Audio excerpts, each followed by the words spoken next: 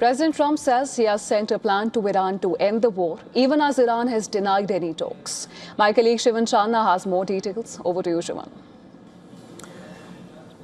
Now, Donald Trump says a high-stakes deal is in the works to end the ongoing war, which was started by the US itself. Reports say that Washington has sent a plan to Iran. While there is no official confirmation on this, points are circulating through leaks, back channels and diplomatic whispers. Let's get you all the details that are doing the rounds at this point. Now, according to the reported framework, at the core of this plan is zero nuclear capability for Iran, and that has been a constant call for the US.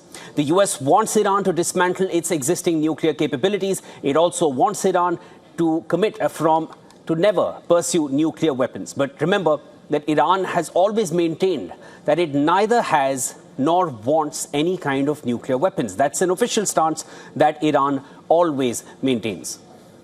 Now, there are a lot of sticking points here. The biggest sticking point may be uranium enrichment, because US does not want Iran to do that either. The plan reportedly calls for no enrichment on Iranian territory.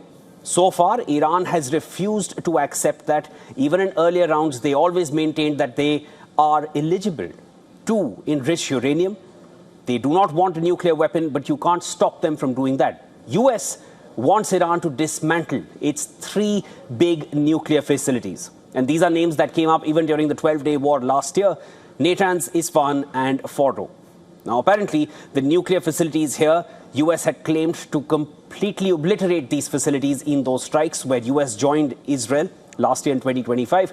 Back in June, Trump had claimed to have obliterated these sites. So there is an obvious question there. How do you dismantle, a year later, facilities that were already obliterated a year prior?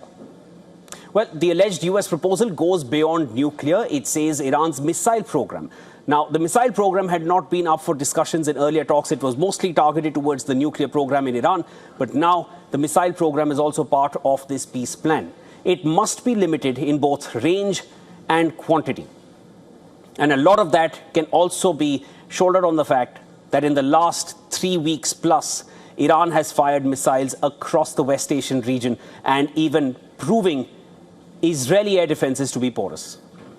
US wants specific thresholds in Iran's missile program, and that is going to be determined at a later stage. Any future use would be restricted only to self-defense. But Iran already claims that its missile program is only for self-defense. But limiting the range and numbers may be a trickier compromise. Now, the proposal also mentions that UN nuclear watchdog IAEA must be granted full access, transparency and oversight inside Iran. It reportedly also calls for Iran to hand over some 450 kilograms of uranium that has already been enriched to 60% to the IAEA, the UN nuclear watchdog. The reported framework says that Iran must end support to its regional allies like Hezbollah and Hamas and the Houthis, which US calls Iranian proxies. But to put it on record, Iran has always maintained that they have no link with this so-called axis of resistance with Hamas, Hezbollah and the Houthis. Now, let's talk about the Strait of Hormuz. That's the main point at this point. During this ongoing war, the Strait of Hormuz, that is, the demand is clear from the US. It must remain open and it must function as a free maritime corridor. Iran has proposed a fee. Now, this proposal came up just a week prior from now.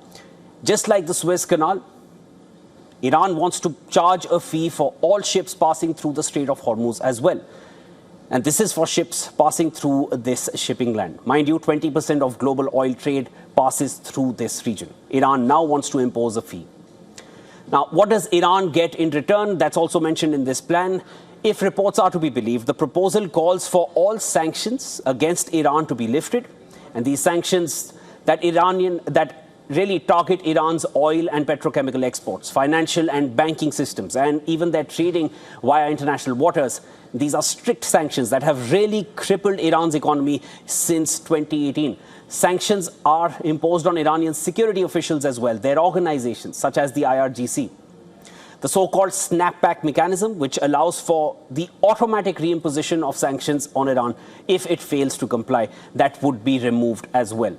US would also assist Iran in advancing its civilian nuclear program for energy. It's all mentioned in the framework of the plan. But as we mentioned earlier, all these are just reports. Iran is yet to acknowledge any of these reports. Iran has not even acknowledged having talks with the US, while US says that they are proceeding well. Top Iranian officials still claim that the Trump change in tone from claims of regime change earlier in the beginning of the war to hopes of a dialogue, they are nothing but deception. It's just a trick to buy more time for the US. That's the stance that Iran still maintains because the war still rages on well into its fourth week. Back to you, Diksha. Thanks, Shivan, for getting us all those details.